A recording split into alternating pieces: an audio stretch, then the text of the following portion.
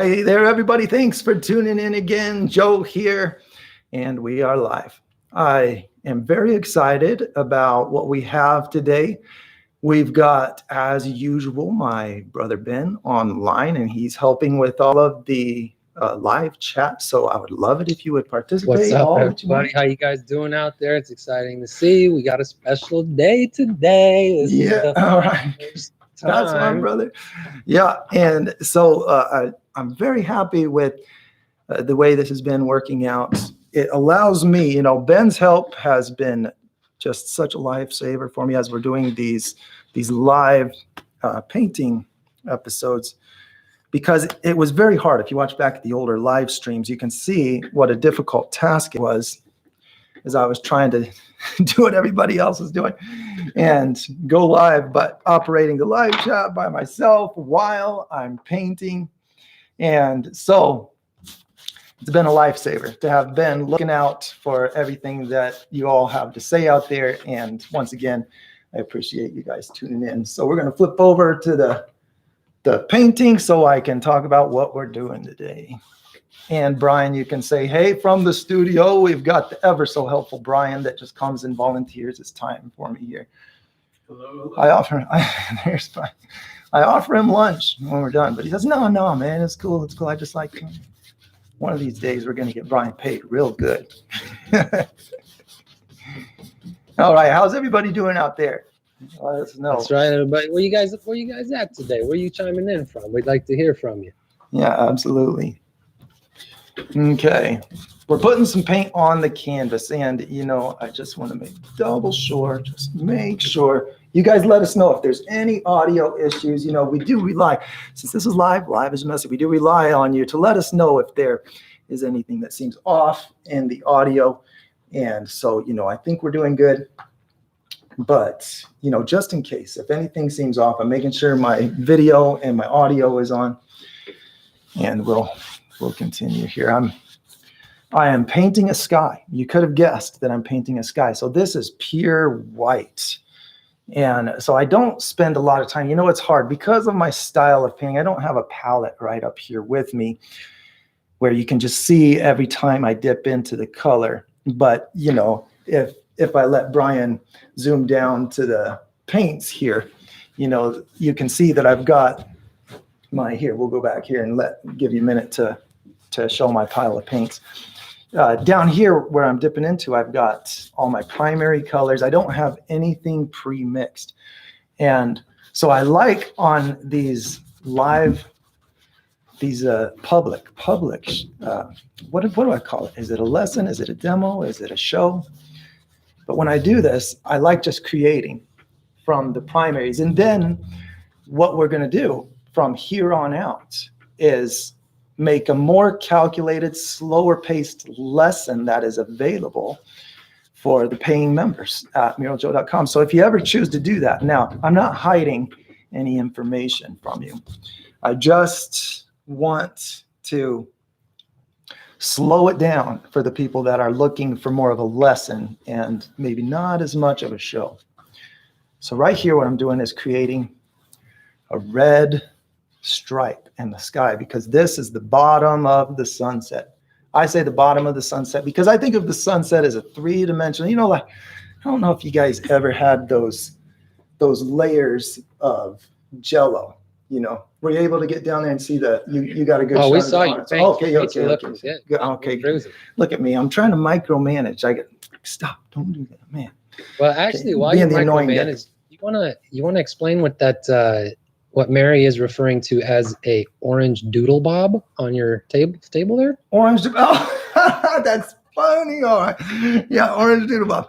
Okay, I found this at the thrift store. I didn't mean for this to be in the shot just now. I was bragging to my brother right before I said, Ben, look at this thing I found at Savers. That, for anyone that doesn't know what Savers is, it's a popular thrift store here in the States.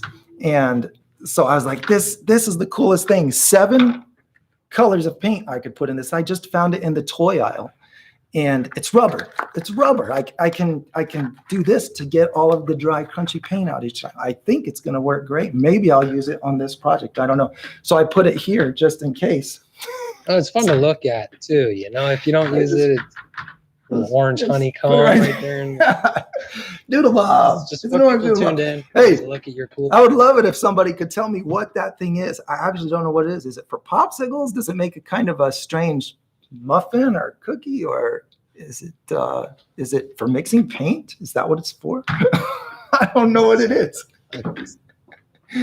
Okay, that's funny that you we got that. people from Vancouver. We got people from Sydney, Australia.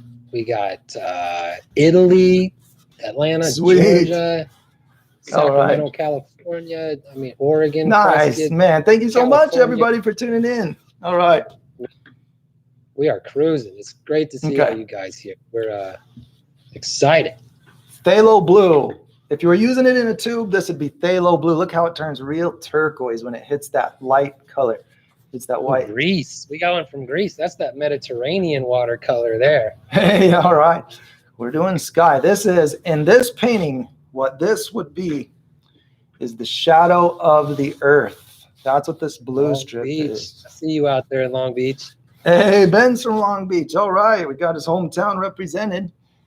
You know, when I went to visit my brother in Long Beach, I was impressed. It did have a bit of a small town vibe that I like. You know, I'm a small town guy. I really like small town stuff. You know, like running into somebody, knowing their name, having seen them several times, because you start to know all of the familiar faces. It's not too big to know your neighbor. And I really miss that. It's ironic to me that we go to the big cities and have less friends. You know, you get more people and less friends. And so I love it when I go to a new place and it has that same small town vibe. And I did sense that in Long Beach. It was pretty cool.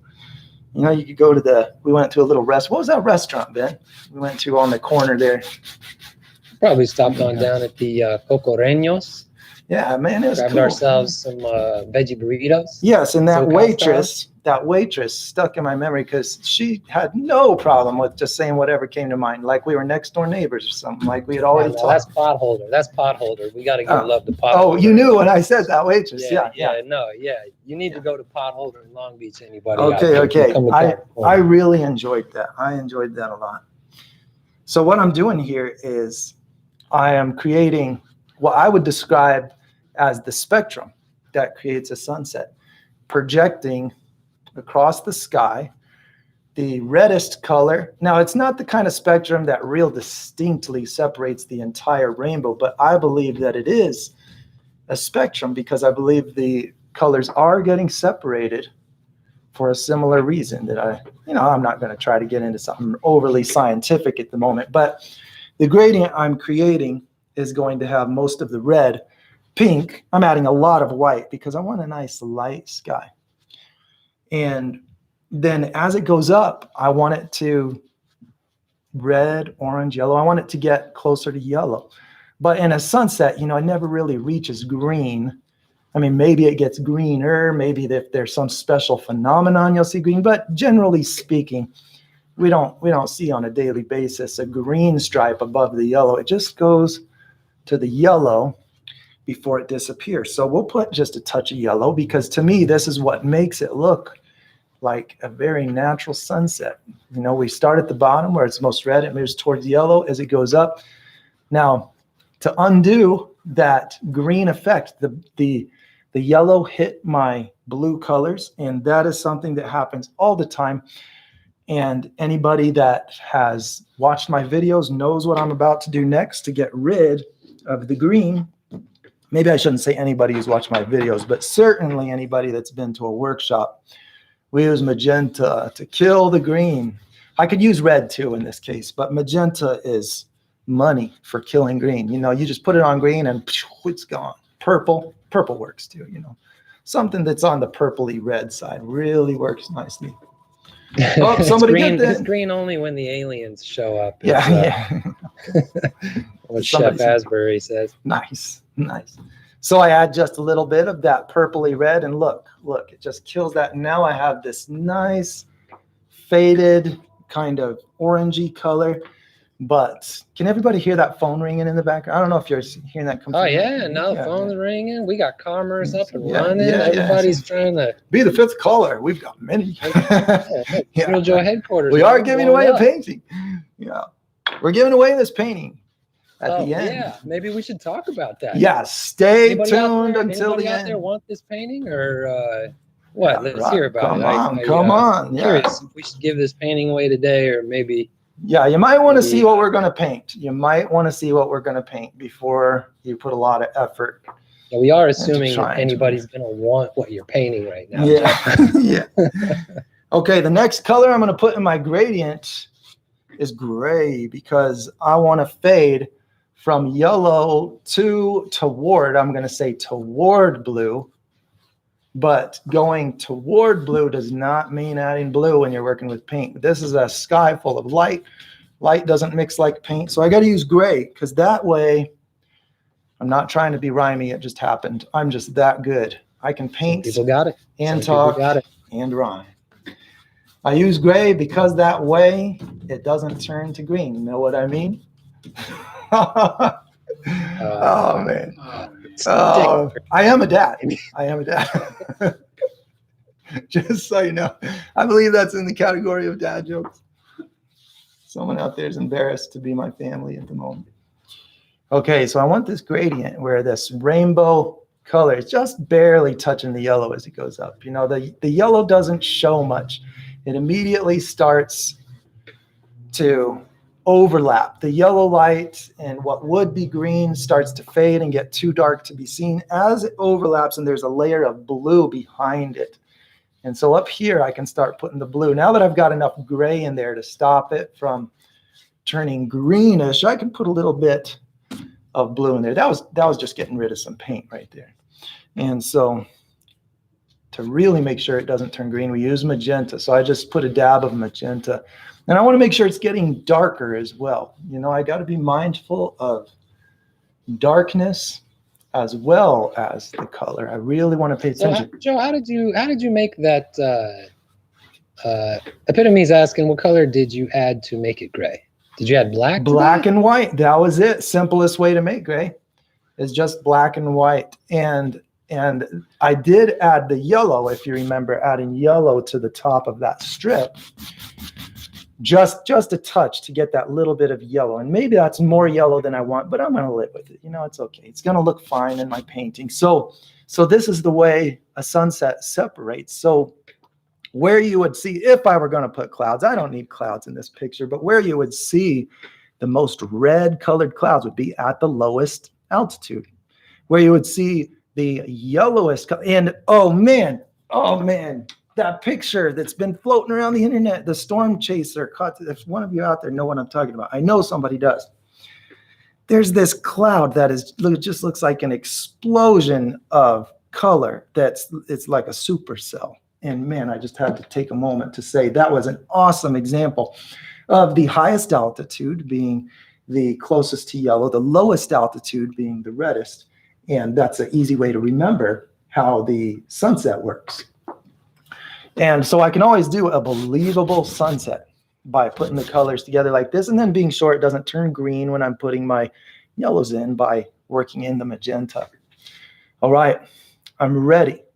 So now I'm going to put my mountain in here. So I'll give my brush a little bit of a rinse because I want some nice, bright, peachy colors on here. I'm going to put a big mountain, but I have a little canvas. So the question is, how do you make a big mountain on a little canvas? This is where I start to think back on the days I watched Bob Ross on PBS Saturday mornings. I'm not going to do it like he did it. He is the master of the palette knife. I am not going to try to do what Bob Ross did.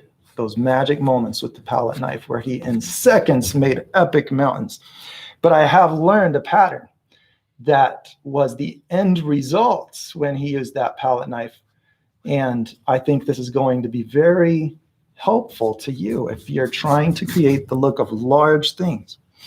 So here is something that I find to be true, an observation that's really useful in my work. I can break down our perception of distance into three major categories. On a painting, let's just say on a still image, I can break it into three categories. And those three categories would be focus, meaning how blurry. So, you know, you look at one hand, you look at the other hand in front of it, one might be more blurry than the other. And so we perceive distance by how focused or not focused an object is. The second thing would be atmosphere, which I'm going to use in this painting. And then the third category that I would use to perceive distance would be scale, the simple rule of size change. Things are smaller when they're far away. And so I will definitely be using that to get the feeling of a faraway mountain. So I'm just trying to be creative and outline the shape of a mountain that I think looks cool. So I'm putting these 3 peaks. You know, doing things in threes is a pretty good bet when you're trying to develop composition. It's been around for a long time, you know, trying to do 3 things that are not quite the same. They all have their unique quality. So we got a small, a medium, and a large. You know, it's a pretty good general. It feels rule. right. Yeah, it yeah. feels It's something right. that feels Feels good. right. Yeah. You know? I want color on this. I want the sun to be at my back hitting this. So it's going to need some orange light or red light. I'll put yellower colors toward the top, and then I'll have the more red color closer to the base of the mountain. But look how bright I'm leaving it. I want this to look like illuminated snow. I want this to be a big snowy pinnacle sticking up, you know, but I want it to look huge.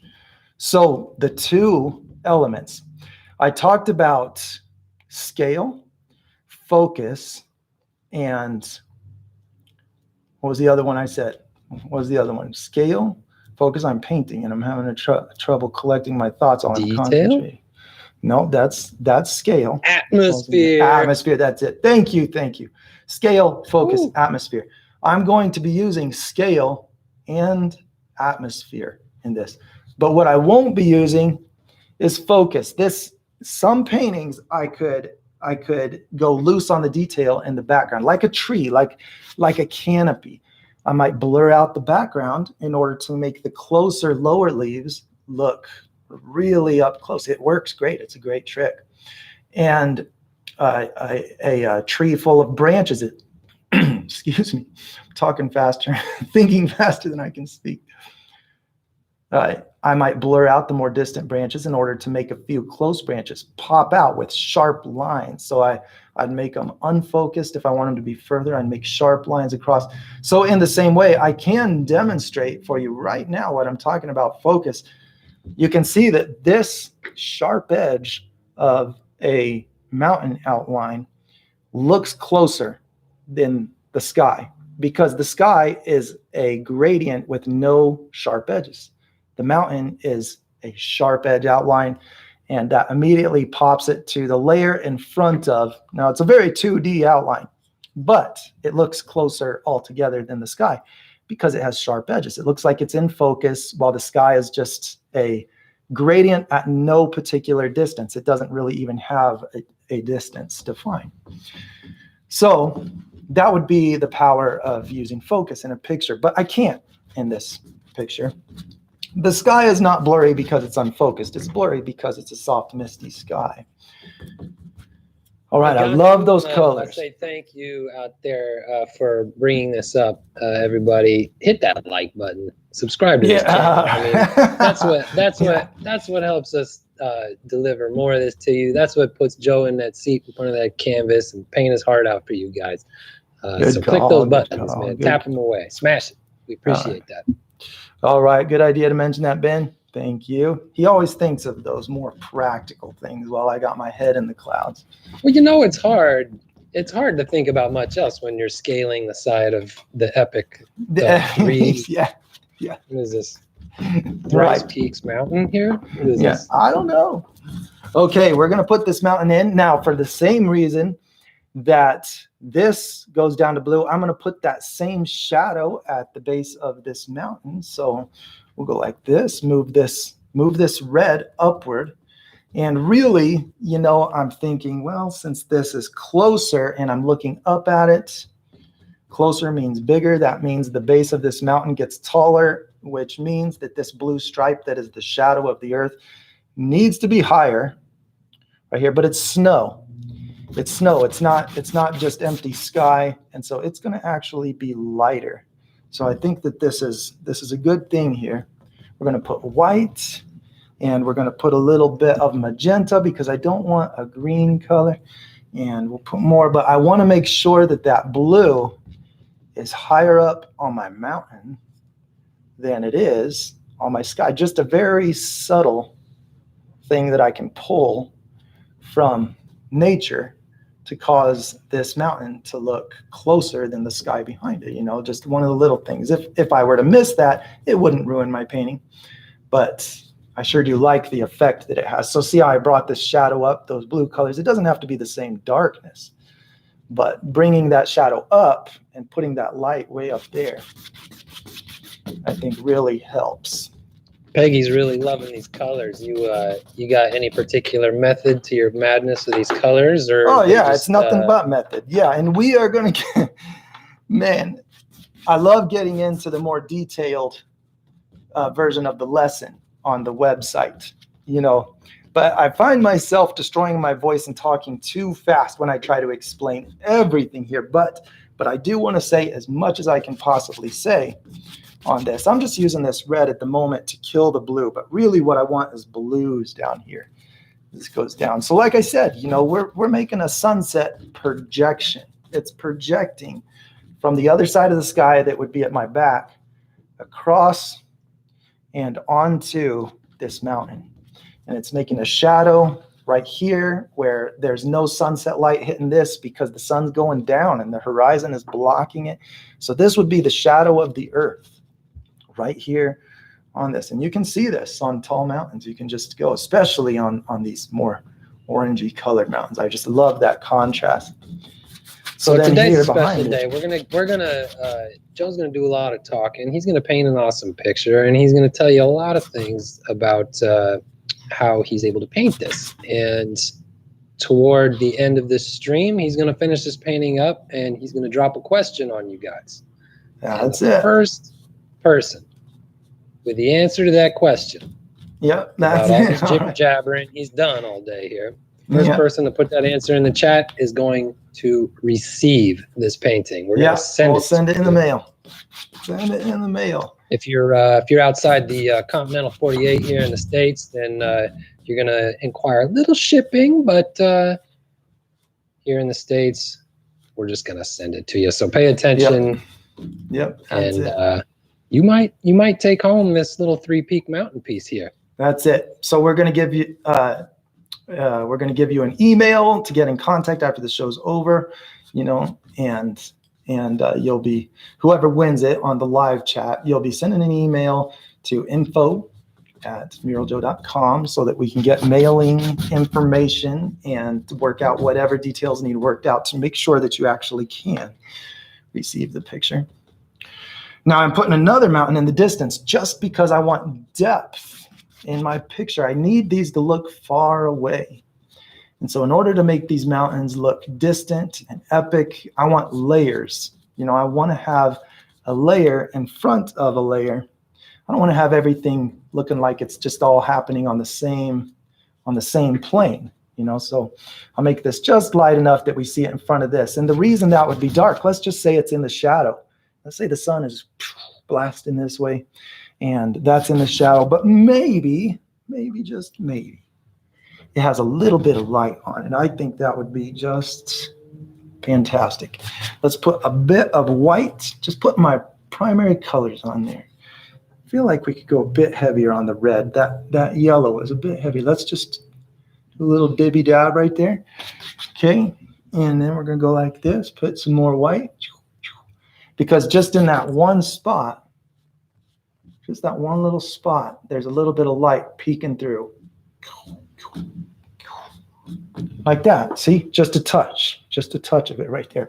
But then we're going to have a lot more. Joe, if you had this painting already done, just curious, if you had this painting already done and you wanted to go back and add some atmosphere because it didn't feel like there was quite enough depth, would that be possible? Oh, absolutely. Yeah, it's just paint. We can just keep on painting over paint. Yeah, it's not a hard thing to do, actually.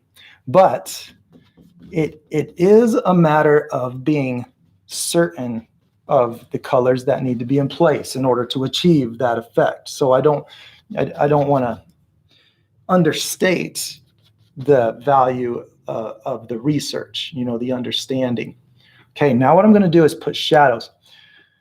As the light gets darker, it's moving toward these more purpley colors. So look, I'm going to put some shadows in here just by adding some red, very red violet.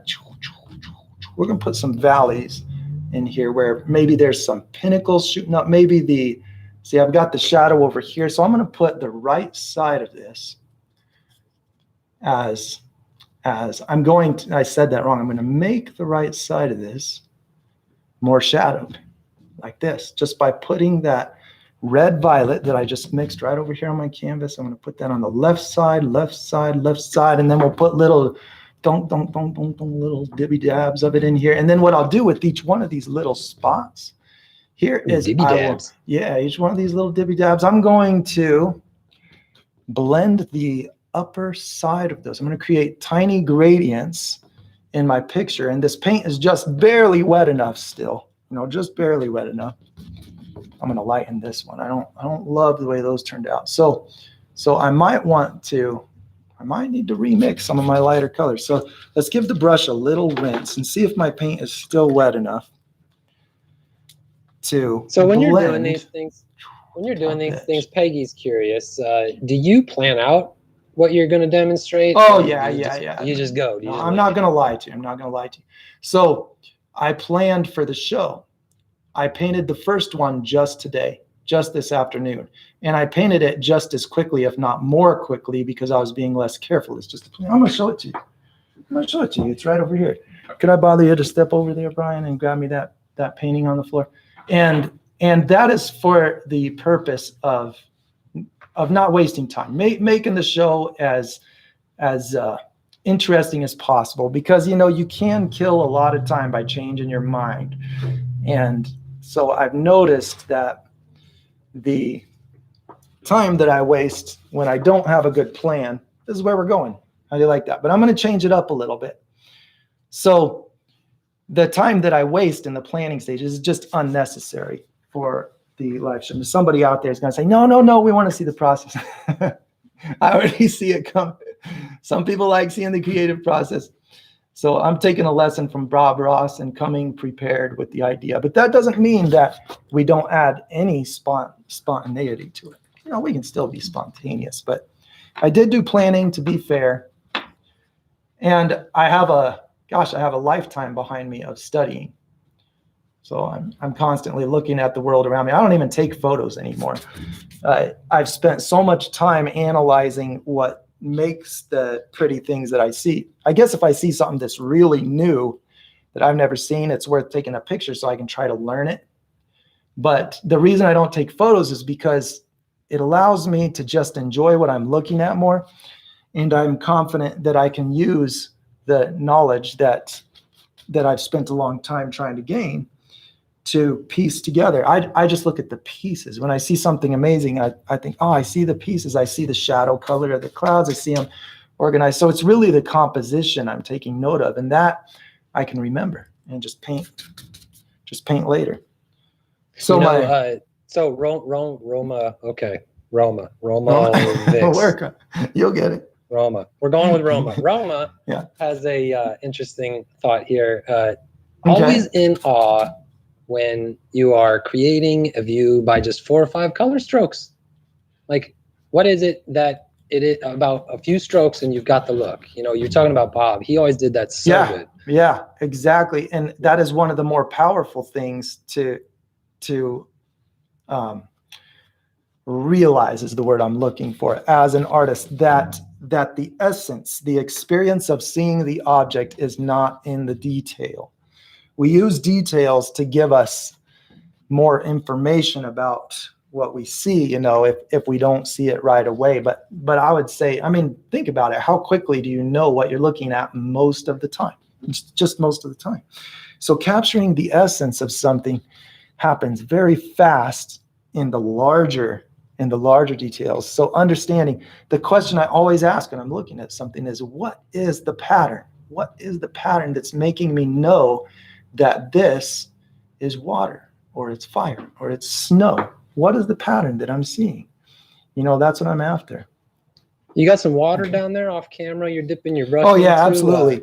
Yep, there's water down. I always keep a tub of it handy. You can watch, you can watch all my videos and see that that's my standard practice. Okay, the next thing I'm going to do is start putting the lighter highlights in, or the bluer. I didn't mean lighter. That was not what I meant. Down here in the blues, I have all this shadow, right? Well, I want to take some lighter color and start building the shape of my mountain. So let's go over here. Let's drag this. But look, I'm not making it that orange color anymore. We'll just add a touch of magenta because it's an awesome color. It's facing up toward that orangey sun. It's getting a little bit more of that light. We'll just put little bits of that magenta in here, maybe swoop it this way. Then we'll come down this way like this. So ridge is made of ridges. That's what we have. You know, we've got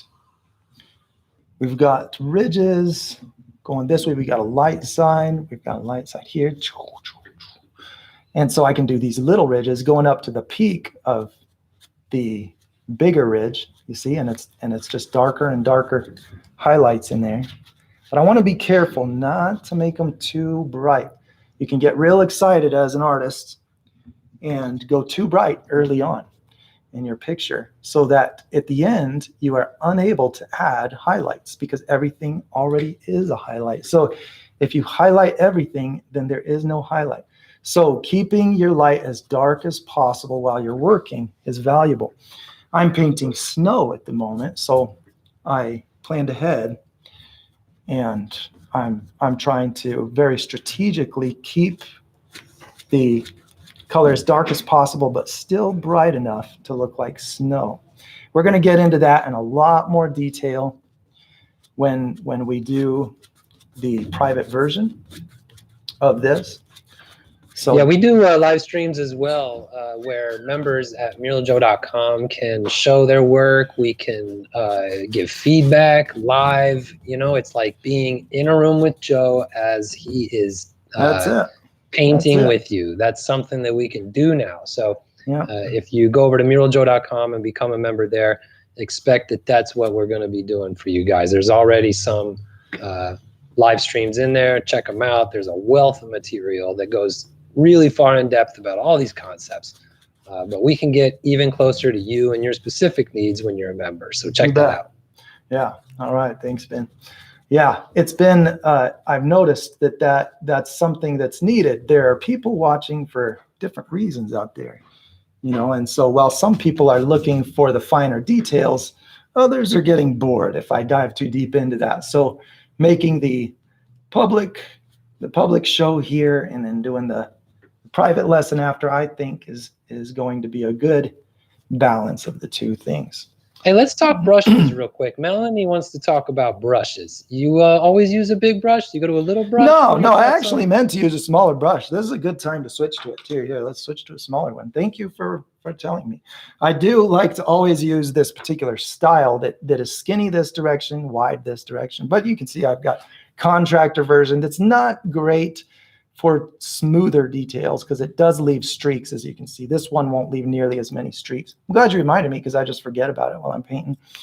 And so both of these brushes are very reasonably priced. They are not, you know, they're not like your prestigious artist brushes that you might find other places. Okay, I'm creating a shadow here because I'm just looking at my details thinking, okay, where do I want to see a shadow? Let's make a nice violet colored shadow. You know where the purple comes from? I'll tell you where the purple comes from when you're looking at a sunset. It doesn't come from the sun. It doesn't come from the sunset itself. It's the combination of the blue light from the sky, which is coming from the sun. So, you know, technicality against myself there. But the sunset is all those red colors. That's the color that the sunset adds to the sky. And it's the combination. Whenever that orange or the red light shines on anything blue, that's when you get the purple color. That's what it's from. Okay, so I'm going to put a slightly lighter color right here because I want this to look like a crevice. Look, darker in the middle, so it makes a crevice on that mountain. I just thought that'd be a fun effect to have in there. Okay, the next thing. Mustafa has brought up something that you talk about a lot, which is interesting. Oh, okay, what's that? You're over here just putting paint on the canvas willy-nilly, and it's mixing all over the place with all the other colors. How in the world do you keep your colors separated? Yeah, because everything to me is just a combination of these same primaries. So whatever is lacking, I just add it in. So I see these colors here, and these colors will become whatever I want down there. I'll just add what it's missing, because I'm thinking of every one of these colors as a combo of these anyway. So I don't feel inhibited by it. It just looks like, it's a sculpture that has yet to be carved, but the block is there. I just gotta whittle it down. So the colors on the canvas are kind of like that for me. Are you trying to keep your colors clean on that canvas? Are you trying to have like white here, purple there, red in there, places, yeah, because if I get blue up in here, it'll destroy the intensity of that color. Yeah, so there are moments. Are you allowing these colors to mix on the canvas, or are you trying to prevent that from happening? Oh, well, there are places where I know it doesn't matter. There are places where I know it does. So I'm being careful not to let my blues get here, but I'm not being careful down here because I'm going to put blues down there. It just doesn't matter. And so it's just, and it dries fast. So I never get too stressed out about it, knowing that it's going to be dry. If it's a color that I hate, then I'm going to be able to change it very shortly because it's going to be completely dry. Okay, I'm going to grab this, and we'll put that same kind of violet light on these little edges. Turn those, because these were a little more gray white. This was a little more purple. So I want them to be more similar. So we'll kind of, make these more similar that way. We've got the bright side. Now this is the fun part. This is where I'm going to use what I called scale. I noticed when I was painting mountains that what causes them to look big, and it took me a while to notice this pattern. I kept painting mountains and I was getting all the shapes just like I wanted them to be. But what I was missing was a difference in complexity of shapes. I didn't have the presence, and I'm just going to say the presence because it's not all or nothing. It's when your eyes detect the presence of a pattern that you see something. It doesn't have to be the only thing being seen. It's just the presence of a pattern. So what I'm going to do is create the presence of a pattern. I'll start by making it very blocky and not great looking. So let's mix a color here. You know what I'm going to do? I'm going to use this guy. I'm going to use this to mix the color. I'm going to use... Do it. Doodle Bob time. First time. I'm going to use the orange Doodle Bob. We're going to use yellow. And the reason I'm doing this is because it'll be convenient for me to come back to it. And ask for a Doodle Bob. Ask for a Doodle Bob. Orange Doodle Bob. Okay. The way I'm going to make brown is with red, a little bit of yellow, and we'll do a touch of black, or else it'll just be orange. Brown is just a dark orange. And these are going to be my rocks that are in the sunlight. Here, let's put a little more yellow. Now, the exact color of this is not so important because the rocks can be different colors, but just something in the light brown range, just something that's light brownish. All right, we can, oh yeah, you got it. Brian's on the zoom in. Wow, good job, Brian. You got a good close shot. So while you're mixing these, let's talk real quick about pigments. Tatiana's got an interesting question here. Oh yeah, let's hear it. She says, do you use all of the available wall paint pigments, or do you stick to primaries only? You mentioned that you're using Sherwin-Williams paint sometimes, and they have a lot of stuff. She's kind of getting confused here. So can you clarify that? What do you? Yep. Well, it's not like a rule book. So I just grab the stuff that seems helpful for me, the goals I'm trying to get to. It's so I don't want to make it sound like this is what you need to be doing. But I have my favorites. I use most of the pigments that are there at Sherwin-Williams. I probably have, no, I don't think I've used them all because I probably never used like the yellow oxide. It's a real dark, dirty, mustardy yellow. I probably don't use that one. And I'm not sure that I ever use the gray brown that they have that would be like a raw umber. But my favorites are just the brightest red, yellow, and blue. And then I'll get the rusty red oxide. All of them are just the pigment by itself. And we've got plenty of information on the website. We're working on short videos to get the paint choices worked out. So I don't use all of them. But when I do use a pigment, it's just that pigment and a deep base. Okay, so the next thing I'm going to do is mix a shadow color. This is my rock color. So we're going to put rocks up along this ridge. We're going to put rocks up in here, but we don't want that orange color down here. That was a mistake. But we do want that orange color up in here. So look at these big shapes. Now this is not ideal for me to have just these big shapes because I want this mountain to look epic and distant.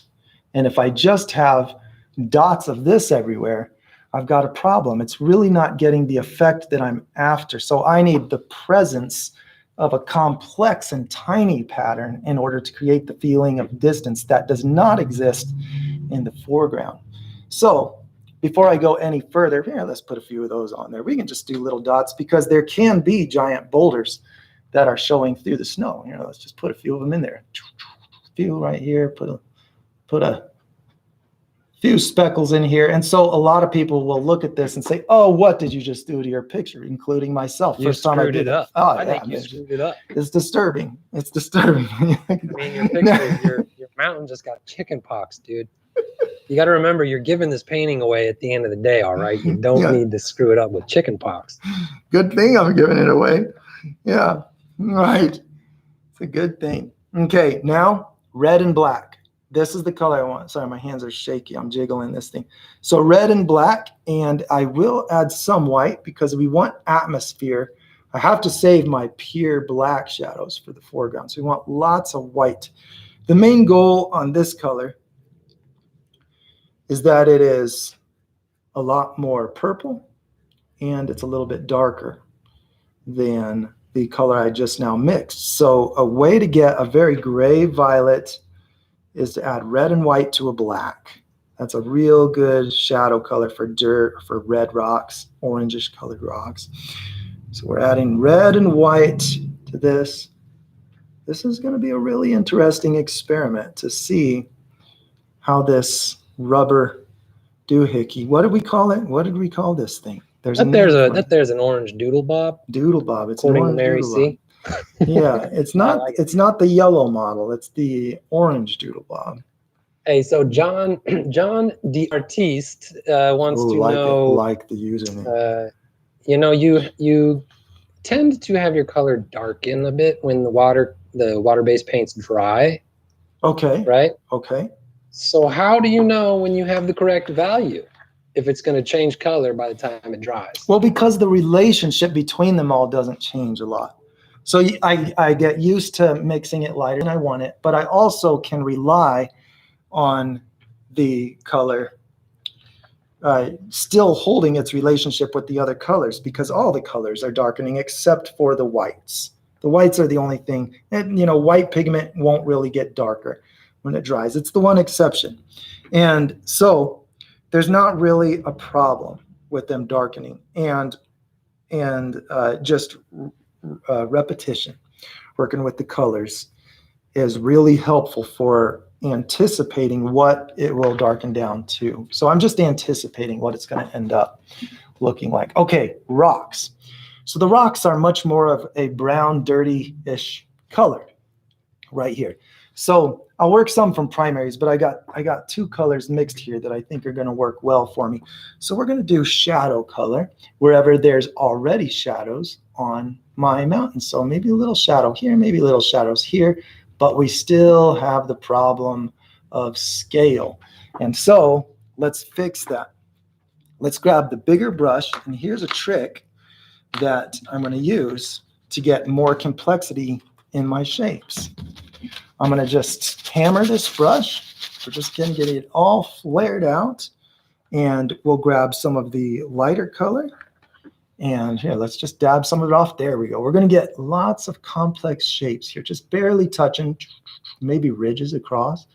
Look at the shape it makes, like that. Okay, it's tiny shapes. And wherever this bright color gets on top of the shadow, I'm gonna have to adjust. We're gonna come back and adjust any of those little colors. So look at these tiny shapes now that are coming through. So we can put that there, tiny shapes here. This is how we're gonna get the look of a distant mountain instead of something that looks more cartoony, you know, where it's got the colors dialed in pretty well, but it has a very illustrated, less lifelike quality. Usually that's because I don't have the scale in there. So now let's grab some of the darker color, and maybe I'll add a little bit more white. That's a very dark color. So we'll add a touch more white to it. And we'll go here and do the same thing. We'll just hit the brush a few times, and wherever I have shadows, that's where we want that darker color. Let's grab that. We'll go here. See this blue side? I don't want the orange on that blue side. Let's get rid of that. I don't want orange where I have blue. Let's change this to the dark color. Boom, boom, boom. I'm not going to worry about the shapes right now too much. I just want the complexity. Right there's some. That was a shadow area. Right here's some. Right there. Like this. Now I might want to pull out the smaller brush. Here, let's put some of that dark color back here too. We'll add more blue for the distance. We want atmosphere. So let's add blue and magenta to get this purpley atmosphere color, and then we'll put some of those shapes on this distant one. Like this. We'll put some rocks in there. Who knows what kind of shapes we'll end up with. Like this. Okay, there we go. Here we are, and then we'll take some of the more orange color as well and put it right in here. That'll darken down a little bit. Like this. Let's get some of the orange again. We'll put it here. Right in there. Okay, there. Now we've got rocks popping through the snow. I'm going to get a little bit of white as well. I want a little bit of white to brighten this color. I feel like if I had just a little brighter highlight on that, I would really like the look of it. So I'll add a bit of white, and I'll get my big brush so that I can get tiny shapes, and I'll just dab this wherever I have those bigger shapes, get some lighter colors, because complexity is going to be my friend with this. I want the complexity of smaller shapes on my distant object. Like that. Okay, there we go. That's what I want. Get lighter colors in there. Let's get white right here and put it here. This is just little highlights. You know, the brighter rocks, the darker rocks. Now I lost so much of my snow in there. Look at that. I lost a ton of it. Maybe it got warm out, started melting. Yeah, we got lots of rocks sticking up, so no problem. I can come back and add in more snow. And we'll do that. We'll go smaller brush. And so however you go about, you know, you may not have the same technique that I have with the big brush. You may go at it with a little teeny tiny dagger brush or something. Whatever you want to do, fine. But understanding this pattern, I added a little bit of white to it just because I feel like it'll look more distant and atmosphere-like if I lighten it a little. So anywhere I've got my orange on my blue, that's when I'm going to come in here and just hit those a few times and try to get rid of that conflict of things happening. I've got a shadow established on my mountain, but then I've got that orange in it saying that there's light hitting it. And so it's like, which is it? Which is it? We don't want that. So we're going to take this and put it in these shadow areas, wherever I have orange in the shadow. You see, so right here's a spot. Here, let's get rid of that. Let's get rid of the orange in the shadow right here. We just want the dark in the shadow. We don't want the orange. Okay, we'll go in here, hit that a little bit, go here, and now wherever I have that dark color, I can come back. Let's go like this. Oh, here's a spot. Look, that's a shadow. Let's darken that. Right here, darken this one. put a few rocks on that side. And we're definitely going to need to give the snow another go because I destroyed a lot of it demonstrating with this little brush. We destroyed a lot of that.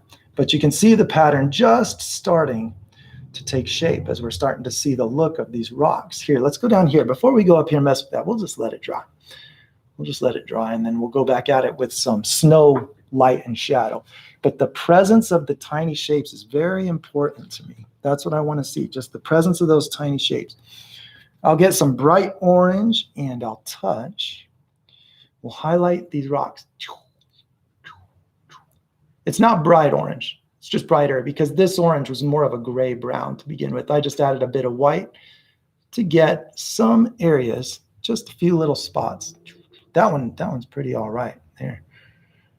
It didn't really need much. Let's go here, put some. I don't know why I put a dark blob on that side. Let's lighten that one up. Right there, we want that lighter. This will gradually start to look more lifelike. I'm no Bob Ross. You know, if I were Bob Ross, I'd have had this done 20 minutes ago with a palette knife. I mean, Bob was fast. Man, he was fast. He's so good. But for me, there's more thrill in understanding why it looked so good. Because the texture left behind by his palette knife left these teeny tiny little skip-child shapes. They weren't big blobby shapes. They were a lot of tiny shapes that he was able with an amazing technique to achieve in seconds. So we can see that matter at work when we see these tinier shapes giving me much more of the feel of distance on my mountain. Okay, so now I'm going to come down here, use my bigger brush. And let's go like this. Let's go dark right along the ridge like this. But we don't need a lot of light color. We don't want that orange color anymore. We'll just use white. Just use white to highlight it. So maybe we have that blue or violet skylight hitting these rocks. So we'll come in here and we'll make them come down on the ridges like this. And we'll go darker on this side. Darker on this side. And I am trying to go consistently with the ridges I created. See this ridge? Let's go dunk, dunk, dunk, dunk, right along that ridge. We'll do another one right here, right along this ridge. And then when I go down the other side, we'll use a little bit lighter shade of that dark color, but using white, not the orange, because we don't want it to look like that colorful sunset light. Like this. We're going to take these colors and just dab them in there, trying to make complex shapes, many little shapes. And I don't have to, you know, when I was doing mountains, I still like to fine tune the details on mountains. I really like to get into the individual little pockets of snow. But I was noticing that all of that was just, you know, just feeling like a waste. It wasn't accomplishing the epic big look I was after. I was like, that's why, because my mountain still just kind of looks cartoony and small. And this was why, because I didn't have the presence of all the tiny shapes. That's what I need. Need those tiny shapes. Let's do a few large areas. This is the darker side. This is the lighter side. We're going to go darker side right here. Right here, we'll put just a touch. I mean, this is really starting to come together, Joe. We've got a couple of people who are thinking they might see a Bigfoot up in there somewhere. Oh, that's not a bad idea at all. Maybe Conan the Barbarian, how Ross is thinking. Nice. I like the ideas. I like it. We'll see what we have time for. We'll see. I got to get back to my house by 6 o'clock my time tonight. So we are pushing it a little. So look, I just gradually add my other color as I go higher on this mountain as I'm approaching. So that's what I'm adding here is my orange color and adding some white with it because I just feel like I went a bit dark on my original mix. And I'll just gradually mix that in as it goes up. And these shapes are still just tiny shapes. They're just little. And there's just many of them. And that's what you see on far away large objects is many small shapes. So we do have our three elements at work in this picture. We do have focus at work, even though it technically, I would argue, is not focus because the sky is not blurry from focus. But nevertheless, it's creating depth because it's blurry behind crisp, sharp edge. So it still is working. But I would say in this painting, I'm not using focus. I'm using the other two elements of distance perception that I found. And that is scale and atmosphere. So the way I'm using atmosphere is by making these colors very influenced by violet. You saw me mix this with lots of white, lots of purple, and that's because in an atmosphere that is blue with some red light, we have all of that blue, red mixing, making this light more violet color. So I'm going to lighten this too, because this is a far away peak, and I feel like I just went a bit dark. You know, I don't feel like I ever do a painting without adjusting. So we've got our shadow rocks, we got our bright rocks, we got a good mix. I mean, do you ever nail it on the first try? Do you ever just paint what you want to paint? I'm going to say no. It is? I'd say that I never will, even, because I am too much of a perfectionist. Once I see something, I want to change something. I can't see it without wanting to change it. It's just my nature. So I just put all my energy into learning how to change it to what I want it to be. And, you know, I feel like it can make me not as good of an artist, but better as a tool maker for other artists. And that, to me, is really where the thrill is. It's just to say, hey, look, everybody, at this thing I found. Come over here. Look what happens when I put these colors on. You know, that just does it for me. So when people send in pictures, which, by the way, we should talk about, Ben, we were able to look at participants' photos of their work and give feedback on the absolutely. This is a new thing that we can do now. We figured out with the marvel of modern technology. You over there in Australia or New Zealand or where else? Work on it. You'll get it. Ireland today, I think we got. Sweet. You know, we can. All right. We can have you take a picture of what you're working on, and we can pull it right up, and Joe can look at it, and he can give you thoughts on the picture. You can talk to him. We can get up close and personal with what you're working on. That's a thing that we do for members now at muraljoe.com. So not time right here, right now to do that, unfortunately. Yep. We're running too short on time. If you're wanting to get more in depth, then that's what we got for you. Okay, what I'm mixing at the moment is my purple snow shadow color, something that I just threw together, but I didn't have it mixed in advance. So I'm using my orange doodle bob to mix the shadow again of my snow color, which was just a light purple, really. That's what I used in there. And hopefully this is going to look just right when we go up in here and put snow on here. So let's go just a bit darker, add a touch more blue, a touch more magenta, because I want a real purple. I want to see the color because I think it's pretty. So I'm adding magenta and blue. This is how you can get a nice purple if you don't have purple pigment. You can just buy a purple pigment and get it in a deep base purple paint. And it might be even more vivid than this, but just by a hair. For all of my purposes, this works really well. Okay, so now I'm taking my purple that I just created. It's going to dry darker, so I'm not too worried about this. So everywhere I have my dark rocks, that's where I'm putting this, not where I have the orange rocks. So watch, I don't have to make this a real tedious process. I can just put it here. Let's put it here. Let's go actually here. It's going to look good when it dries. It's you know, it's not the best thing I ever saw at the moment, but we're going to make it look good when it dries. Let's put it in here. Let's put it here.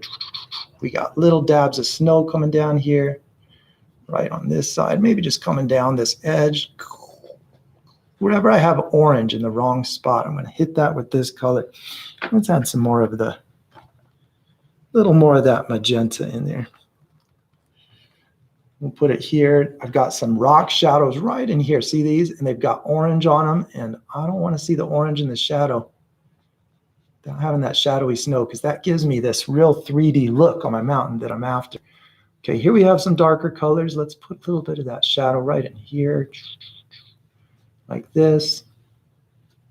Maybe just on the left side of this going up.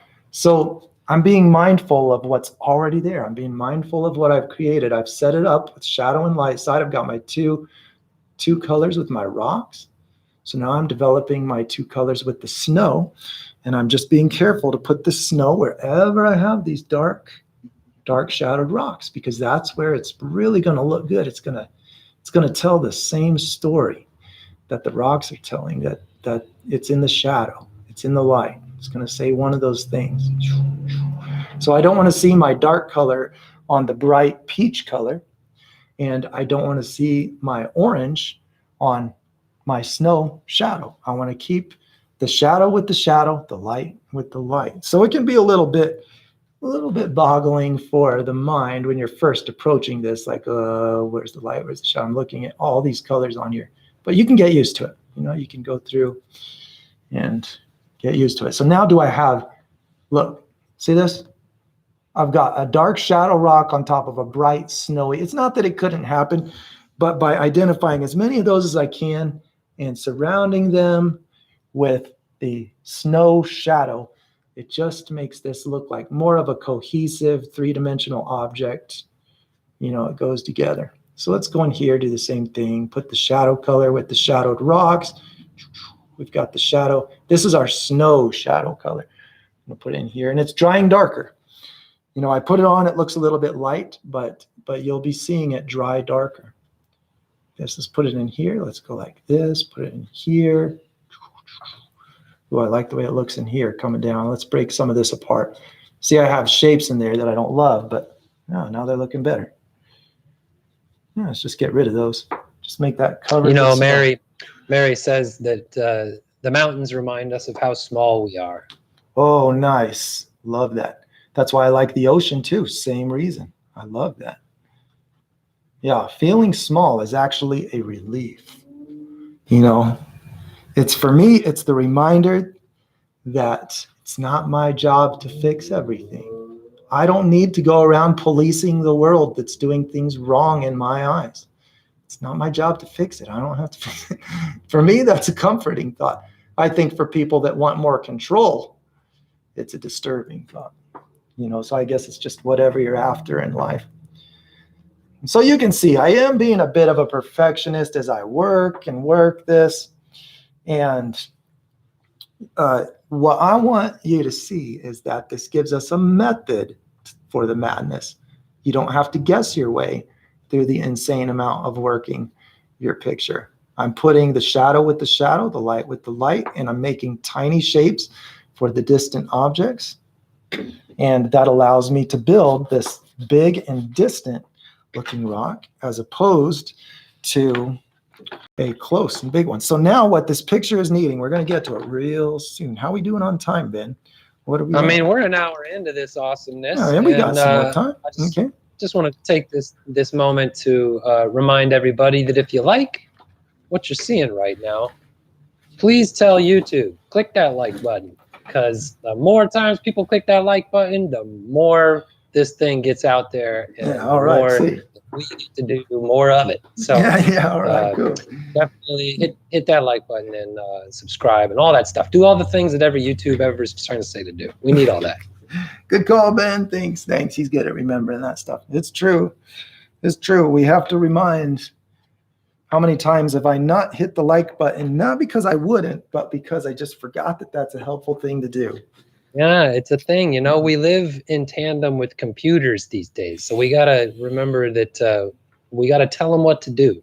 Yeah, well, there's a lot of people that have been so gracious and supporting to me for such a long time. I want to say thank you to all of you. I actually did not tell you what to do. A lot of you are a lot smarter than me. You've been through a lot more experiences, and I'm just this youngster trying to show these cool tricks I found. I always remind myself of that grace that I've been given, and how gracious so many of you followers out there have been as you've watched me progress over the years. I know a lot of you have really been around for some time, and that just, I'm so thankful for that. Okay, I'm putting some bright snow on again. I'm going back to my areas that have the bright color. I mixed white with red and yellow. So where am I going to put that? I'm going to put it anywhere I've got orange and anywhere I want to kind of fix a spot that has too much of my dark rocks on top of the bright snow color. So here I can put it. Here I have the orange. Here I can put it. I can even, just do it to rework some areas that I wanted to have more snow. Maybe I just wanted it to have more snow, so we'll just put more on there. And I like the contrast here of the bright color in front of the darker sky. Let's just put it there. Oh, we can put it in here a little bit more and here a little more. Right here. Look at this. All that dark rock. Here my paint got kind of muddy. Look, no problem. No problem at all. Just light dabs with this. Put snow right back on that. Put the light snow on it. And then we've got the shadow already set up so that it's going to look 3D very quickly. Dude, Joe, it is like 1 a.m. in Europe right now, and we got people over there watching you. Oh, thank you so much, guys, for losing sleep for my sake. That's amazing that you would do that. Thank you. Man. I mean, who are you staying up until 1 a.m. to watch on YouTube? Yeah, right. Paint chicken pox on a mountain. Maybe I need to extend that love and find somebody to do that because it makes me feel really nice. Thank you. Yeah, you guys are awesome, man. That's really encouraging to hear. It's great to have everybody here from all over the world. Crazy. Yeah, thank you. Wow, that's cool. These are just going to be little birds. I'm going to leave that. Or maybe a little explosion coming off at the top. Maybe there's a little volcano back there. Okay, I'm feeling good about where this is going because I've got consistency now. I've got my light snow color in the same places that I have my light rock color. I've got my dark rock color in the same places I have my dark snow color. And so this gives me a very important thing. It's two things telling the same story, which creates a more believable picture.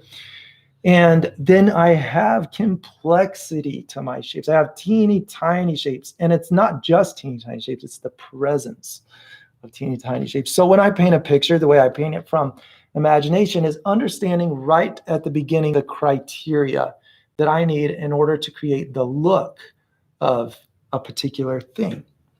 So down here, look, I can even create, I feel like this would be real fun to create. I'm just going to do this last thing. I'm going to create a more purple color that's light. This is in between my shadow and my light. So let's just go purple and see what it looks like. Let's add lots of white.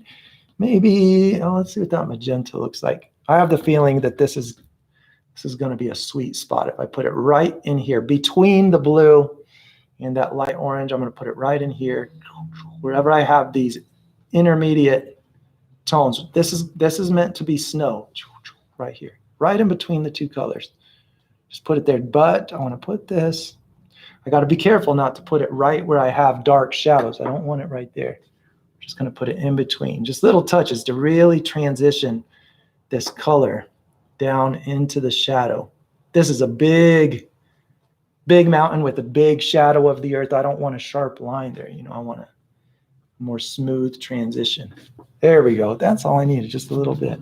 Now I feel like I could go a little bit the other way. Here, let's add some more of the red. This is kind of fun. I'm just reworking the stuff that I already have in place. It's like a coloring book at this point. I'm a cheater. I already know where everything's supposed to go. I've got it all mapped out. Okay, now it's more red. Cheat codes. Joe got the cheat codes. Someone said that one of my favorite comments of all time was looking at a painting video I made, and someone said, "Are you using cheat codes or something?" I just thought that was the best comment that I ever saw. So fun. Okay. We got a whole website full of cheat codes if you guys want. That's what it is, man. That's what it is. The cheat codes. The cheat codes to painting. I'm just getting carried away, loving these details, putting the darker and darker orange as I go down the mountain. It's funny that I did all of those little crevices at the beginning. They did stick around to give me these templates, but they changed so much in the process of working the details. That's the way it goes with the painting. It changes as you go and gradually turns into the picture that I'm looking for. And I can confidently say that I gradually turn it into what I wanted to because I'm not guessing my way. The picture I used to do that, I got frustrated, I found answers, and now I want you to have them because I don't know what else to do with good information other than brag about it to your friends and show them so that it doesn't just get lost. That's what you do when you find a cool trick. You say, hey, come look at this. I don't like to hide information, but I do like to spend more time really getting into the mechanics, the brush techniques, things like that, as we do in the private. So go to muraljoe.com. You can subscribe there, and you will be notified of any unlisted videos that are just for the paying members to enjoy. All right. And we got Joe on Instagram too. Oh, so yeah. If you guys are Instagrammers, then I know Ben is on. do the IG thing too. We're over there. Ben's on the media. He's got that dialed in. He does that for me. I've got good help everywhere I go. So what I'm doing now is this was spontaneous decision because excuse me, I'm going to take a sip of water here. Spontaneous decision because I want this light to be lower than the mountain because I like the perspective it creates. And so all I'm doing is coming back, and this is good to touch on touching up a painting. This is how you touch up. You know how you made the color once, and do it so many times that you can do it as many times as you need to. So we were talking, Ben, I don't remember who it was, but someone was talking about how do you manage the changing color as it dries? And that is by predicting. I'm predicting that this will match when it's dry. This light pink will dry down to this darker, more intense pink. And that is just by the experience of doing it enough times. So you can see if I'm right. It reminds me kind of like if anybody out there's ever shot a bow and arrow or thrown a paper airplane or a gun or whatever, you aim slightly over your target because that thing's going to do a little bit of an arc. Oh, yeah, right? There you go. Yeah. And it's going to come right back down and land right on the target. It seems kind of similar, right? You're aiming a little high. You're aiming a little light because it's going to go a little dark. Yeah. I will admit that using primaries to do a touch-up match like this is advanced. I'll just say advanced skill level. Takes a lot of familiarity. But it's doing it the first time, is not nearly as complicated. When you're just trying to get a good color, you don't need to have the exact shades of colors I'm using in order to get this look. Anything like this, any pink, any orange, any gray, as long as the lightness is similar, you're going to get that look. Okay, now, do you see what that did, bringing that gradient down? Look at I just love the contrast it creates. I don't have the same blue shadow going across the same height in the picture. For me, that's an important piece of it. Maybe because I'm obsessed with being able to reproduce what I've seen. I don't know. But I just like the look of that. It feels like I'm seeing the shadow get lower as it gets further away to the horizon. And I really like that look. Okay, I'll stop there. And now it's time to put some hills in the foreground. So I'm going to use the bigger brush. And this is fun. I've seen a lot of amazing pictures of glaciers. So let's just mix from primaries here now. Let's just put blue. Let's put some white. Let's put some magenta right there. I think magenta will be great right there. Let's put more white, maybe some more white. Let's do that. Let's pull this down here. We don't want it so much up here. And then we're going to get more of our magenta colors. It needs a little bit of red because this is kind of a muddy color. We need red in the blue right there. So I was talking earlier about how I see them all as combinations of this. So here's what I'll do. I'm just going to put on what I think. This is a prediction. It's just a prediction. I think I'm going to be able to swipe through these and match the snow colors and then bring a foreground in with perspective with horizontal strokes. Let's see if my prediction is correct. Let's go like this. Grab some of that blue. Get that white in there. We got white. We've got blue. Like this. Here we go. I was a little bit light on the blue. I need more blue. Here, let's grab some. like this. Okay, there we go. That red did its job. It made the blue a little bit more gray, like this. And I also could probably use a touch more white here. Let's grab some of these lighter colors and bring this ridge down a little lower. Like this. I like the look of that. Let's lighten this one so it matches. We want to mix lighter when we're trying to match something. Mix lighter, not darker. Okay, we'll get some of the red. We had some on the canvas over here, so we'll put some right in here because I like that reddish color. It's right on that snowy spot coming down like this. Let's dab some of that in here too. I like that. I like that bright ridge coming up and catching some of the softer bluer light. Okay, let's come down here, blend those into the shadow, just barely grab it. And the reason I'm doing this is because I want wet on wet. I want some smooth transitions. I want to put some long horizontal shapes, like there's some kind of a ridge or something going right across here. Something big. So you're creating some cool depth in here, some cool perspective in this. You want to? That's right. That's right. Okay. You want to tell us real quick how you achieve that? Yeah, okay. So what I'm doing is I'm using horizontal texture. You can see that here I've got very vertical texture. My brush strokes, you know, this is similar to talking about scale. We have a texture created by the size of these. We have a texture created by the general direction of all the brush strokes. Brush strokes are shapes. I'm putting shapes in this picture. So this area here is not just soft blended color. It has little shapes that are unintentionally created just from the motion of the brush. And so as I come forward, making the long horizontal shapes creates a flat ground coming toward me. All I'm doing is copying something that happens in nature. When we look across a horizontal surface, all of the shapes get scrunched really flat in the distance. So I'm just transitioning that gradually onto the shapes I already have. So I'll just make it going like this. You know, all we need is a few. It's amazing how much information it seems to create in a picture when all you do is this skinny strip of perspective. You know, you do a skinny strip and you get distance, and it seems like you painted all of this information. You know, like you put hills and hills and hills in there, but it's really just a few brush strokes back and forth. Yeah, so that's shape, right? So it's shape. That's right. It is shape. You got shape, you got atmosphere, and you got focus, right? You're using these three things to create your sense of depth in the image. Well, now let's talk about this. So shape is an element of scale. The reason I categorized it, so maybe we need a better word than scale. I didn't want to muddy the waters with the categories, but really to me, these are the same category. When I say scale, we're talking about what distance does to shapes.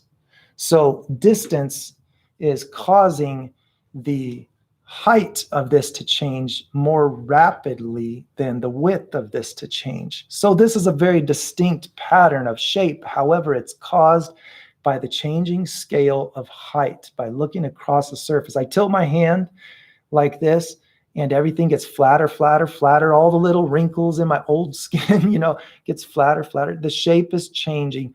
And so the scale of the height of every shape is changing. That's why I categorized it all as scale change, because distance is squishing some part of the shape, maybe the whole shape. If it's just my hand moving straight away, it's the whole shape. But if it's my hand tilting, it's part of the shape. Scale changes the shape. And so that's what we're doing. We are scaling the height of all of these little ridges that might come across here. Okay, now let's just buddy, those mountains are looking huge now. Yeah, we have this very large, simple object. This doesn't have all the complex little shapes. So now we get some foreground. So let's put something that looks like maybe the edges of glaciers. We're going to put brighter white right in here. And I love this contrast of deeper blue. To make shadows, let's make a few shadows, like maybe right here. We're going to cut this. I'm carving right now. I'm carving in 3D. This is the edges of not an iceberg, melting real icy melting snow, like a glacier, real solid snow. See the perspective it creates on there? So we could say scale is, we could break scale into multiple shapes. Like I said, I didn't want to make it complex. To me, we're talking about shape change. We're talking about scale. What distance does to shapes. Okay.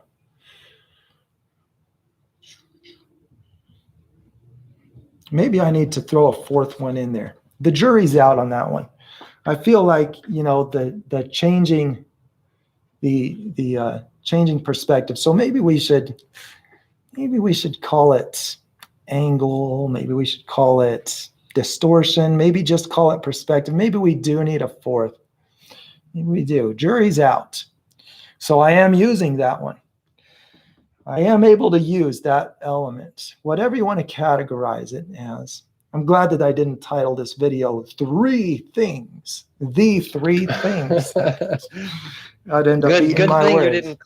Good thing you didn't claim to know what you're talking about. Yeah, It gives you plenty of room to pivot. These are the 3 things that create distance. No, I'm saying the jury's out, but that's been my observation so far, categorizing them into those. But now, as I'm painting, I'm realizing, wait, maybe we do need a category of perspective that changes the shape of a plane, of a surface that has a horizon or a vanishing point. It gets distorted. The shape changes depending on your angle that you're viewing it from. So by the way, I'm just using phthalo blue here to create these shadows. It's just blue. Just blue. We're gonna put some snow going down here.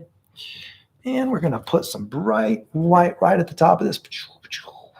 Even though I don't want to have such bright color out of my sunset, we're gonna cheat a little bit. You can do that. When you have things far enough apart, the brightness of this may be unrealistic for where it's actually located in the picture.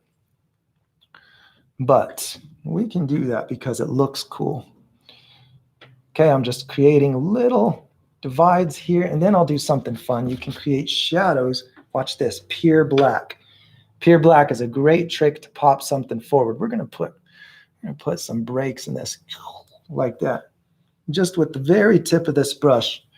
I'm gonna make a split right there. We'll make a split right here. We'll make a split right here. Just pure black.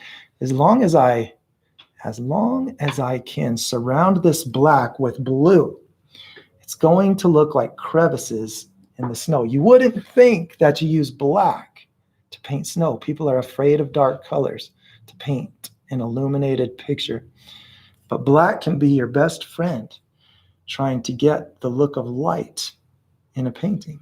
It can really work well for you. So I'm going to use black to get the look of some crevices in my icy structure here. And I'm just bringing the brush right up to the edge of it. Here, let's use the smaller brush now. Let's use the smaller brush. And we'll bring that blue. I've already got blue on my canvas. Let's put it all around the black areas, just blue, right around this. Then we'll flip the brush over, go right here. Look at that, blue into black. And we've got a deep crevice in this ice, like it's splitting apart. Maybe it's old, it's melting away, like this. Then we create all these little cuts in it. With this, we just want to make sure that the black touches the blue and it doesn't touch the white. We don't want to shade the white with black.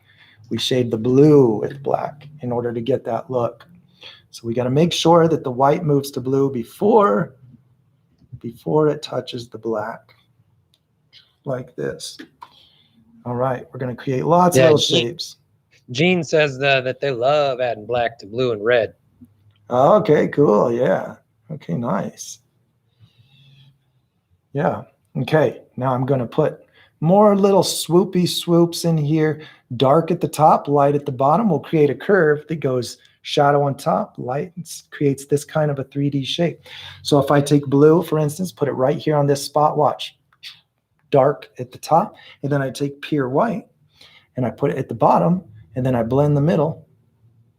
then we've got ourselves a cavity that swoops. It has a little roof here, and then it has swoops out right there. So we can create all this shape just with a brush stroke, just by coming in here and swooping blue and white together. All right, so let's go in here and we'll make a little bit more. Let's put white. We'll put bright white right in here. We've got red. I don't know what that's going to do. We got red that's still wet on the canvas because I'm so heavy on it. But we want to make the look of like edges of glaciers. Maybe they're just going down off the picture. I guess there's just some red in the snow. Maybe something was bleeding a little. I mean, we had some yellow snow here in the chat box earlier. Did Maybe there's you don't want that. who knows? Maybe Bigfoot's out there and its knee on a bush doing a little. Maybe that's it. Maybe. And we're gonna paint for about another 20 minutes, everybody. So this is your chance to ask any questions that you want Joe to handle here. And thanks for the time check. I do lose track of it. You got. I know that we got you guys over there in Germany.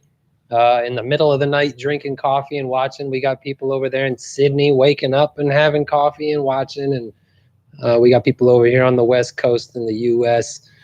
Live on a beautiful afternoon. So chime in wherever you are, whenever it is. So fun, man. That is so awesome. Yeah. Man, how I would love to just go shake your hand, you folks overseas, all of you out there. I mean, that's pretty cool, right? That's rad that people are up in the middle of the night. They were like, I'm not going to sleep. I don't need sleep. I just feel so flattered by that. Yeah. Thank you. Thank you for doing that. You made my day. You really made me feel like I'm somebody. Hey, you got any plans for what you're going to paint next, Joe, on the next stream? We don't have any plans, but I think it needs to be something with lava, because I've been seeing some awesome pictures. Been seeing some awesome pictures of lava lately with some recent erupting volcanic sites. And I think it's just really cool. And so it's about time we revisited that subject. I've only done it once in a video. I'm not sure it was real thorough coverage. And I think it's just very fun, just a very fun concept that can be used in fantasy art. It can be used in lifelike volcano stuff, I'm just having fun. What size canvas you painting on there? This is 16 inches by 20. So you 16 by 20. So in metric, I'm not sure. Oh man, we don't know our stuff. Consult the old search parlor on that one, but that's a 16 by 20 inch canvas. There you go. That's it. So I'm just I'm gradually developing the shape. Wherever it looks like it's facing up, I put more white. Wherever it looks like it's crevice, I leave more blue going to black. Just gradually developing these to look like big shapes. They're right up here. And by using that pure phthalo blue, this allows me to get that very icy look. And really, what the blue does, I wouldn't say it's because blue is the color of ice. I would say it's because it accomplishes translucency. Translucency is when you get a lot of color in shadows because light is shining through an object, and ice is very translucent. So whatever color it is, it could be green colored, we might even have red colored ice. You would still know it was ice. You would have a lot of color in the shadows where it's shining right through. Oh man, Joe, where did you learn to paint? That is what Gina wants to know. Hey, thank you very much, Gina. I'm assuming that's a compliment. Thank you. I'm going to say thank you for that. It'd be really embarrassing if it wasn't. Where did you learn to paint such garbage? Who is responsible for teaching? Yeah. Who is to blame? Yeah. Yeah. No, really, no. No, I know you mean a compliment. Thank you very much. And it comes out of a passion for finding the answers. I didn't have formal training, and I'm a natural skeptic. So I tend to challenge everything and think that if something's true, I'll be able to find it on my own. I set out to find answers that I could use to recreate whatever I wanted to see.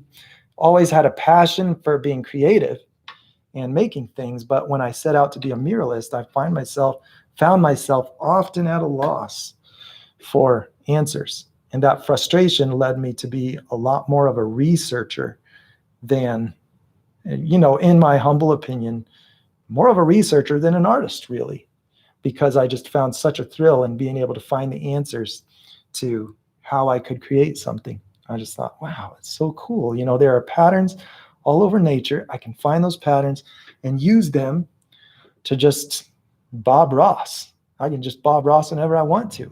I can just say, happy little snowy mountain, got it. Might not be as Did fast. you just turn Bob Ross into a verb? Dude, I'm a Bob I Ross. did. I'm a Bob Ross. Hey, Natron has a question for you. Natron, love that name, with an 8. Hey, all right, cool.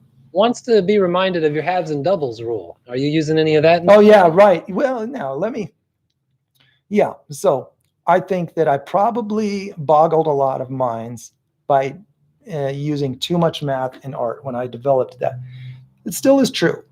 A simple concept, a pattern I noticed, that when distance is double, size becomes half. When size is doubled, the distance becomes half. But really, it's an inverse ratio. So it doesn't always have to be in increments of halves and doubles. So for instance, 3 times, just put a 1 over the top of the number. 3 times as far. We've got this. Let's go 3 times as far away. It's an estimate. It's a judgment call on your painting. 3 times the distance from what I perceive it to be now. If I perceive this to be 50 feet away, and I want to create the perception of it being 3 times that distance, it will be 1/3 the size. It's the inverse. You put a 1 over it. That's what the rule is. That's really the more accurate way to state it. And I was, that came from noticing that there's always a person, like let's say that you can walk on water, you're standing on the ocean and you go further and further away, the head always stays at eye level. As a person walks further and further away on a level plane, that the eyes stay at eye level. You're always level with the horizon if you're both the same height. And I was noticing that when I went up in the picture, I've got the horizon here. When I went up in the picture, the feet went up, but the head stayed the same. Well, that was very easy to identify. Oh, I'm at twice the distance, half the size, because the feet went up to half. And then if you just draw a triangle sideways, it very quickly demonstrates the math involved. It's not, I am no math whiz. I just want to down talk that. I just don't want to talk it up like I found some amazing principle. It really just is an inverse relationship that's probably employed in every 3D rendering computer program that we enjoy today. I don't know. Okay. I'm just creating, wherever I'm just making these mounds of glaciers in the front, just slowly developing it to what I think will be fun. Let's see what happens if we go a little more purple on the top. Wouldn't that be cool? Just a little dab. Bring that down here. Here, let's bring this out front of the easel so I can paint it all the way down. Okay. So I try to use all of the elements. I try to use all the elements that create the perception. I went to great lengths to study the perception of distance and what causes me to think something is far, what causes me to think it is close. I try to use all of those in every picture, but I can't always use all of them. Like I said, I was unable to use focus in this one. I'm not blurring out anything in order to make it look far away. But we do have those elements. We have the focus, how blurry an object is. We have the scale change, how many objects, how small they are, far away. We have that, and we can see it in textures and distortion. And we have atmosphere, big deal. Atmosphere really influences. No atmosphere here in my black shadows, zero. Zero atmosphere because I didn't lighten them at all. I didn't put any kind of a light color in front of this black. And that creates the look of something very close. And so, of course, the question of the fourth that we identified during this was angle distortion. Maybe we could call it that. You tell me if you have a better idea. But distortion of shape based on angles. What we're hearing right now is a real desire to see a yeti show up in that painting. Oh, okay. All right. Well, we can do that. You got 20 minutes. You got 15, 20 minutes. Yeah. All right. Well, we can detail out the glaciers a little bit later. We could probably do a little yeti. Yeah, let's put some ice chunks going back like this. That bright spot looks like a happy place for some ice chunks sticking up out of the snow like this. And then, maybe this is a little trail. Maybe wind is blowing a little bit. Let's see, where can we put them? I think we could put them walking along here. So atmosphere, let's not make it'd be kind of boring if we just put a yeti right there in the front. I think that'd be boring. We want a distant gray brown. I'm thinking a yeti is something kind of gray brownish. So we'll take a black and we'll add some white to it. The combo of atmosphere mixed with the brown will probably just make a gray. So let's make a light enough gray that it looks like a distant shadow. And then let's go up in here. I've got to use my hand because I don't have real steady hands. And let's just make a little yeti. Let's put a leg right there, like this. Let's put another one right here, like this. Make his little footsies right there. Okay. Oh, look, my messy lines kind of look like a furry body. Okay, we got to make some good shoulders on. Got to make some good shoulders. Like this. Let's bring the arms down a bit. We got to make sure they come nice and far. The gait of a yeti. I've watched Finding Bigfoot. I know all about the gait of a yeti. Okay, I'm an expert. I'm an expert on what yetis love and what, because I watched Finding Bigfoot. And Bobo taught me well. Okay, we'll go here. Put a little bit of light on it, like this. You got to lean the head to the front. If you want something to look Homo sapien-ish, you got to put the neck pointing a little bit forward. Yeah, that's true. Sometimes when I realize my posture is very poor and I look a little Homo sapien, because I need to stand up a little straighter, get with the civilized look. Yeah, the civilized. But you need, for health, your neck does, sometimes we take for granted the amazing things that the design of the body does for us. That forward neck should never be straight up. That's what makes it absorb impact. If your neck was straight up and down, if your back was straight up and down, imagine how it would feel when you got a jar from landing too hard. Just zoom. Like a pogo stick. Yeah. You're able to look just with a little bright dot. We can give him a fat belly. We can do that just by putting some light. Light creates three-dimensional shape. Right there we go. A little bit light there. We drag that down. There we go. That's enough. That's better than any video I ever saw on YouTube. Okay. Let's put maybe just a touch of bluish violet shadow. Let's go blue. Let's go magenta. Let's put some white. And this is just going to add that little extra bit of atmosphere color to the shadow. We're just going to make him look real distant. He's back there enjoying the weather. Just looking for the next explorer to munch on. Checking out some yellow snow, some red snow. Yeah. There we go. There's our leaning into the wind a little bit. I mean, it's windy out there. That's it's windy. Yep. And we can't have him just standing straight up like he posed for a picture either. It's in motion. Yeah, all right. There we go. I think that looks like a yeti. Okay. All right, now, what am I going to do with that gray? Ugh, man, that doesn't look good at all. I think it needs to just become a rock because it can't become snow. So let's just go ahead and put a little bit of red and yellow. We're going to put a brownish color. Let's grab some white and just add some light coming through this. You can always make the snow coming up on it. Like this. There we go. Like that. Get some shadows in there. Nice dark shadow. It's a rock. All right, everybody. We got about 10 more minutes left. Reach for that chat section there and shoot us any questions you got. This is the question. Ben, we have to select a winner. Are we ready? This is the question to win the painting. Hold on. We need to camera one this. We need to camera one this. Okay, wait, before we camera one it, let me put the last touches. Let me put the last touches. Why don't we pull out the camera two real quick, Brian, if you don't mind popping out. Let's have a look at what we got in our entirety here. Yeah, there we go. All right. Yep, we're just putting this together. I'm going to put little bits of rock popping through here. You know, we'll do shadow first, and then we'll grab, look, some of this is still wet. I could probably grab it and jump, put it right on there.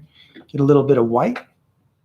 And just go, choop, choop. I don't want it to be real bright because this is all kind of in a shadow. I don't want it to compete with my bright sunny area up there. We got to keep the highlights a little bit dark here. Okay. There we go. Then we got some ice coming down. Let's put the blue. Let's put the white.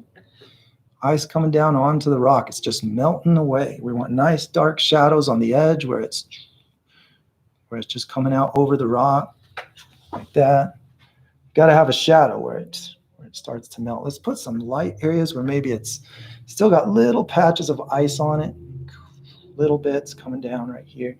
Maybe we've got some more little doodads in here. Let's go down here and put a deep drop right here. We need lots of that blue to do that.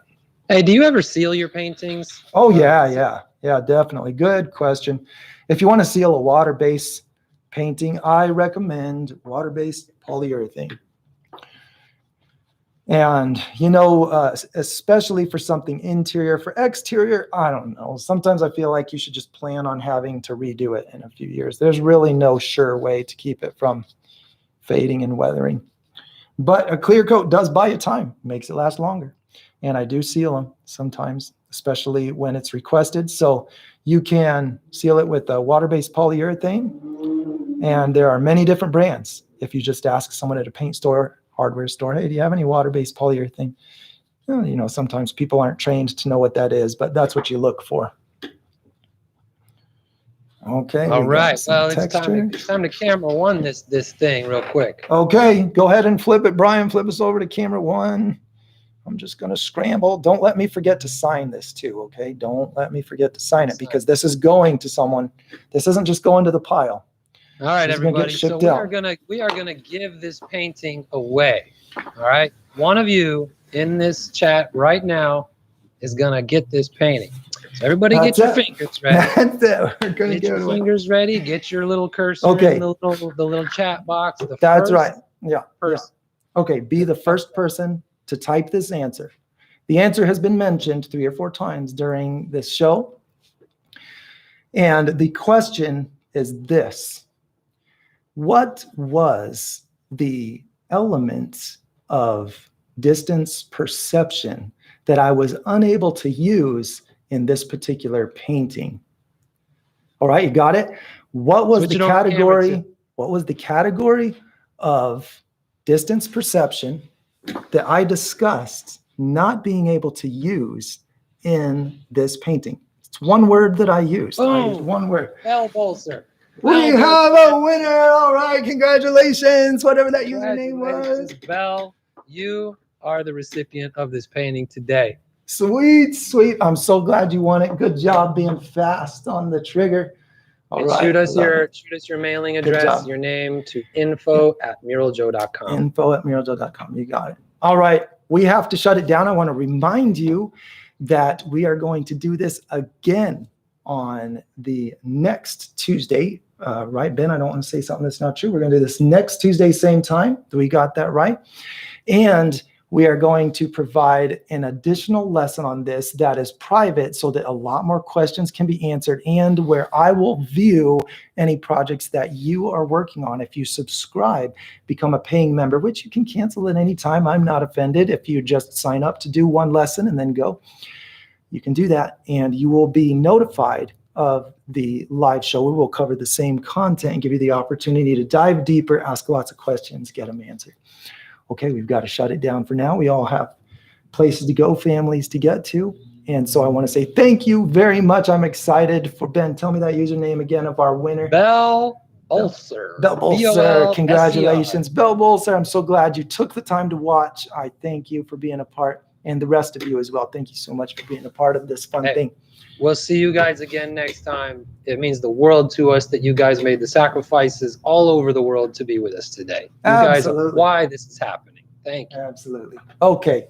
We'll see you guys next time. Thank you.